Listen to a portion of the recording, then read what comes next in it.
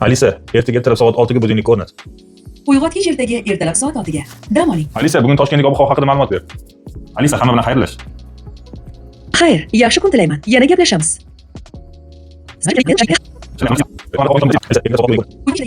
Sizga aqlli Yandex stansiyani qolgan imkoniyatlarini ham bittama-bitta ko'rsatishni boshlaymiz. Bizda hamma modellar bor.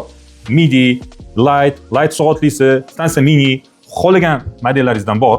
Endi bularni qanaqa xususiyati bilan ajralib turadi deydigan bo'lsangiz, Light versiyasi bizda mana shu hozir ishlatayotgan versiyamiz. Eng arzon versiyasi bo'ladi. Xohlasangiz podarkalar qilishga ham, farzandlaringizga sovg'a qilishingizga ham, boshlang'ichga juda ham zo'r narsa. Buni boshqa modellar farqi, mana Light soatli versiyasi bu soat bilan farq qiladi. Bunda soati bor, bunda soati yo'q. Lekin soat nechi bo'lganini so'rasangiz bo'ladi. Alisa, soat nechi bo'ldi?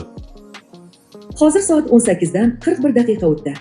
Mana xohlasangiz so'rasangiz soatga turadi, lekin ko'rib turishni xohlasangiz mana ustida soat ko'rsatib turadigan varianti.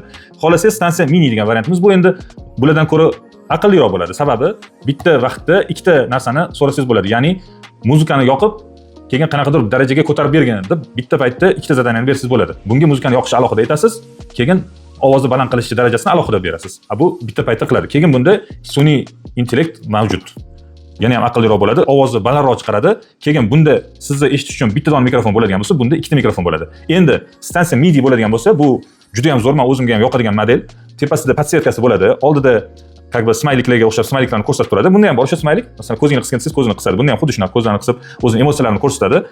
Keyin bun bilan farqi kolonkasi kattaroq, ya'ni bunda endi bas eshitilishi boshlaydi. Bularda unchalik bas eshitilmaydi, bunda bas eshitilishi boshlaydi. Keyin ovozlarni uyingizni qaysi xonasiga qo'yganingizga qarab moslashib chiqaradi. Uyda o'rtasida turgan bo'lsa, uyga o'rtasida turganiga moslab balandroq chiqaradi. Mikrofoni ham ko'proq bo'ladi. Ya'ni xonani uzoqroq burchagidan gapirsangiz ham sizni nima so'rayotganingizni yaxshiroq anglab ola oladi. Sizga qisqa qilib hammasini imkoniyatlarini tushuntirib berdik. Yana ham batafsil ma'lumot olmoqchi bo'lsangiz, pastdagi raqamlarga murojaat qiling.